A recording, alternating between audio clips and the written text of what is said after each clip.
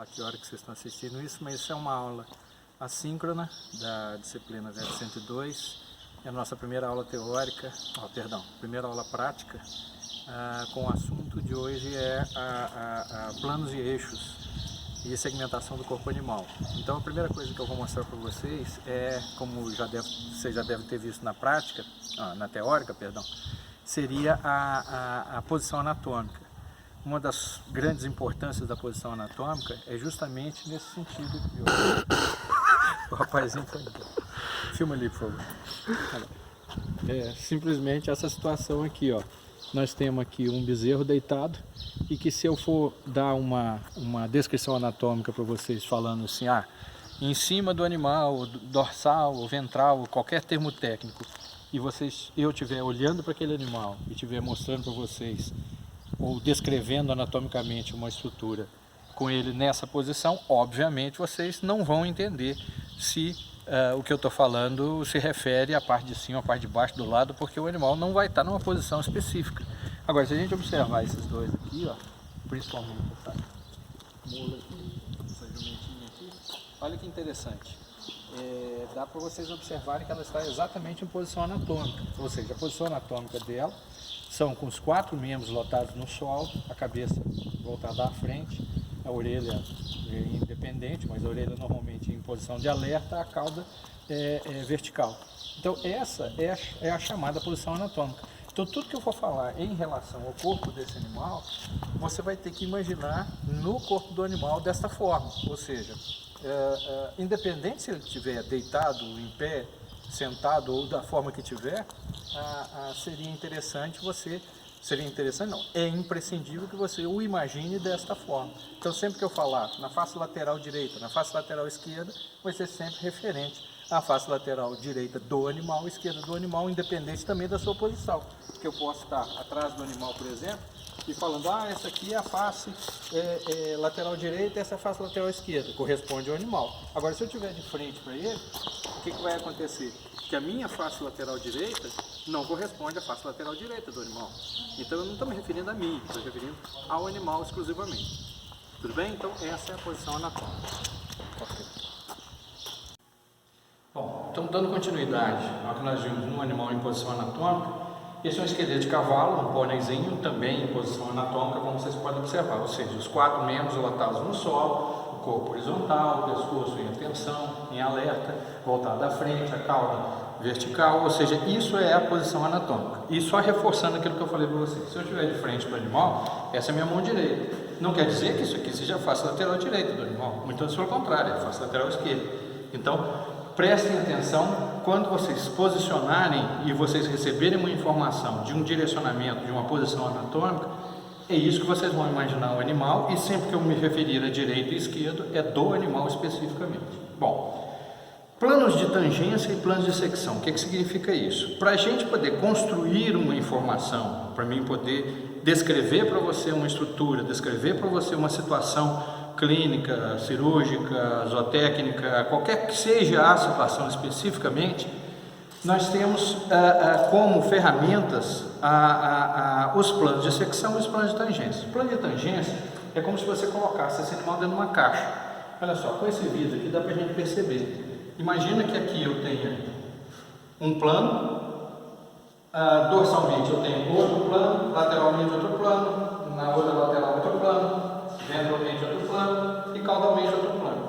Isso significa dizer que o animal está sendo tangenciado, ou seja, passa sobre a superfície do corpo do animal planos imaginários que a gente chama então de planos de tangência ou planos limitantes do corpo animal. Esse plano é chamado plano cranial. Oposição a ele, nesta caixa imaginária, vamos ter o plano caudal. Então tudo aquilo, e para que serve isso? Basicamente nessa situação, tudo aquilo que estiver voltado cranialmente vai ser cranial em relação ao que estiver voltado caudalmente. Então o plano deixa a gente com uma liberdade de posicionamento. Então, como vocês já viram na teoria, plano cranial, plano caudal, plano lateral esquerdo, plano lateral direito, plano dorsal e aqui o plano ventral. Então, nessa situação, tudo que estiver voltado a um desses planos recebe o nome do plano. Por exemplo, se nós temos uma situação aqui, ó, com 3 ossos, por exemplo, esse osso aqui, ó, que é uma vértebra lombar, aqui nós temos uma vértebra torácica. Então, essa vértebra torácica, em referência a esta vértebra lombar, ela está cranial.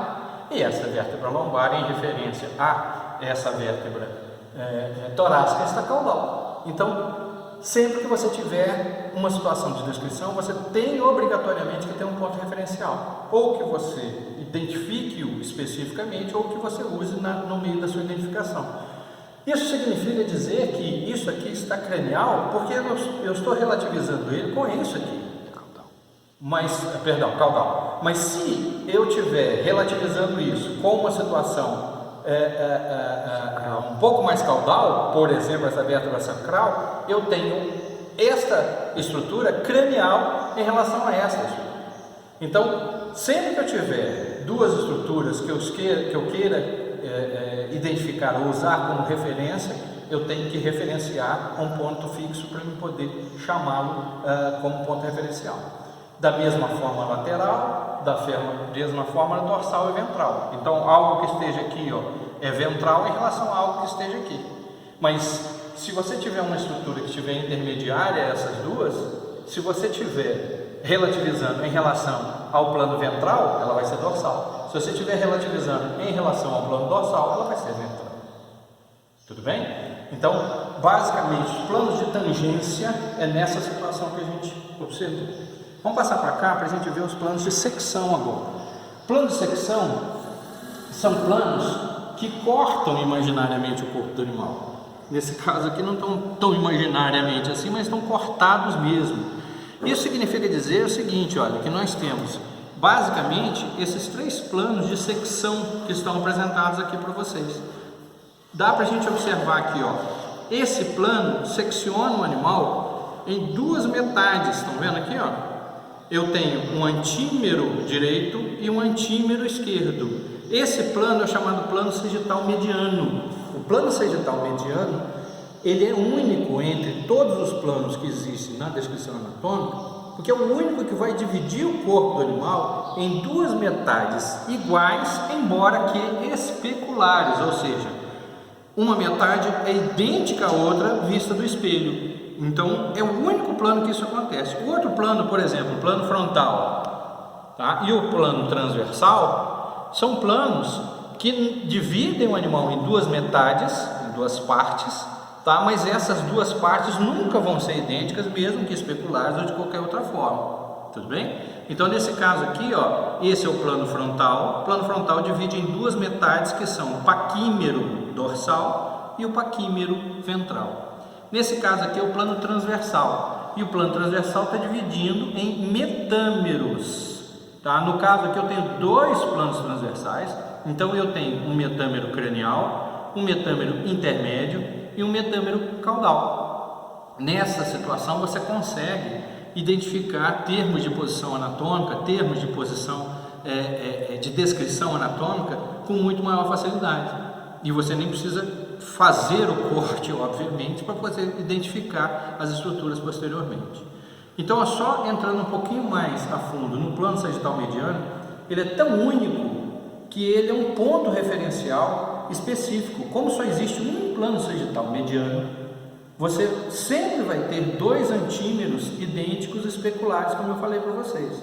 Agora, se eu quiser fazer um corte um pouco fora da região mediana, eu tenho um plano sagital, mas não é um sagital mediano, sim um sagital paramediano. Aí deixa de ter 2 metades idênticas especulares. Obviamente, o único plano sagital mediano é o que divide em 2 metades idênticas.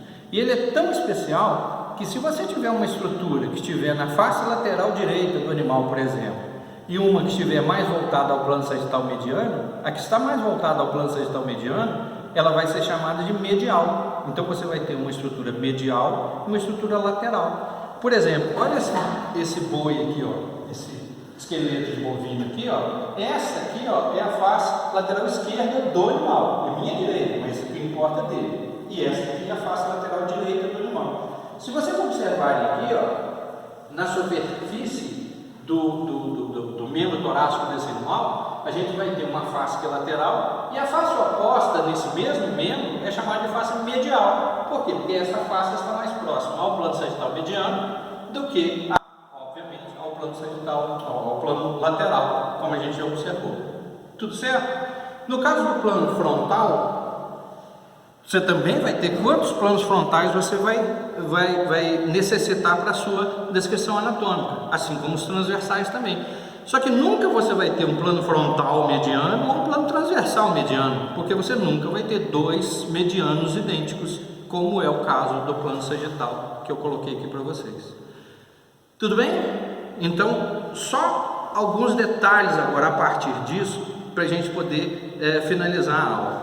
Observa aqui comigo que é o seguinte: o corpo do animal, como a gente vai ver no aparelho locomotor, na aula teórica de aparelho locomotor, ele é distinto em dois esqueletos, ou três esqueletos específicos. Esse é o esqueleto axial e esses são os esqueletos apendiculares, ou seja, o esqueleto axial é o eixo do corpo do animal, a gente vai estudar isso um pouco mais pormenorizado, e os esqueletos apendiculares são os esqueletos que são apêndices daquele eixo central que é o axial. Um terceiro tipo de esqueleto é o visceral, que não vem ao caso agora no momento. Nesse caso, nós temos algumas modificações em termos dessa posição, porque eu não posso usar ventral e dorsal, por exemplo, para os membros. Então, sempre que eu tiver alguma estrutura, mesmo ela estando próxima ao plano ventral, no membro ela vai se chamar proximal em relação a algo que está, distal em relação a algo que está proximal. Então, se vocês observarem a escápula desse animal, ela está proximal em relação ao úmero. O úmero está proximal em relação ao rádio ulna. O carpo está distal em relação ao carpo e à onda, e para aí sucessivamente.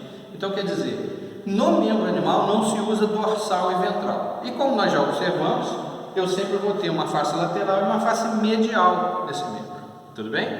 E agora uma coisa que é extremamente interessante e acaba dificultando um pouco o processo de aprendizagem da gente é o seguinte: a partir do carpo, que são os ossos do pulso, correspondente aos ossos do pulso no animal, nós vamos ter uma nomenclatura diferente. O que está voltado cranialmente é cranial e caudal o oposto a ele. Só que a partir distal em relação ao carpo e ao tarso, a face que seria face cranial passa a se chamar face dorsal, em analogia ao dorso da mão.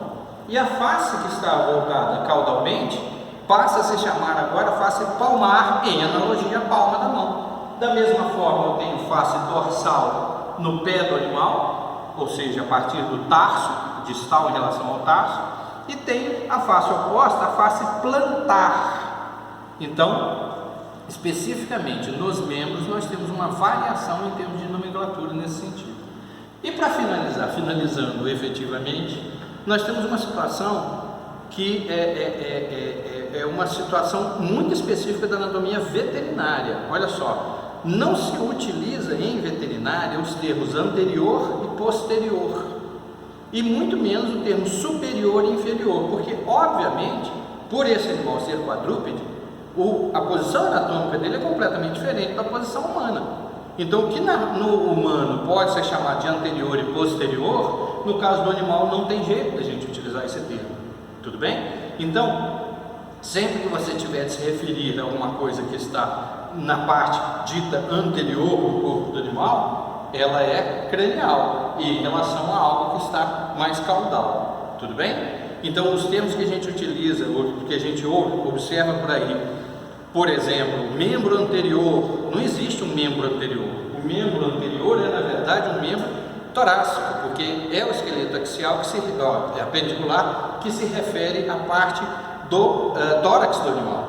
E o membro pélvico corresponde ao que a gente poderia, ou muitas vezes leigamente, a gente utiliza como posterior. Tudo bem?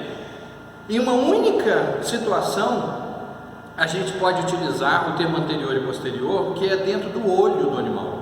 Então, no olho do animal, o que está no polo cranial, o que está no polo caudal, pode ser chamado de anterior e de posterior, mas isso especificamente no olho do animal. Outra situação que eu já comentei com vocês, a gente não pode utilizar os termos superior e inferior. Superior e inferior só pode ser utilizado em anatomia veterinária em uma única situação, que é quando você tem duas metades paquímeros especulares, ou seja, quando você tem uma estrutura que é dividida em uma metade dorsal e uma metade ventral idênticas, e você só tem isso quando você fala em pálpebras, em lábios e arcadas dentárias.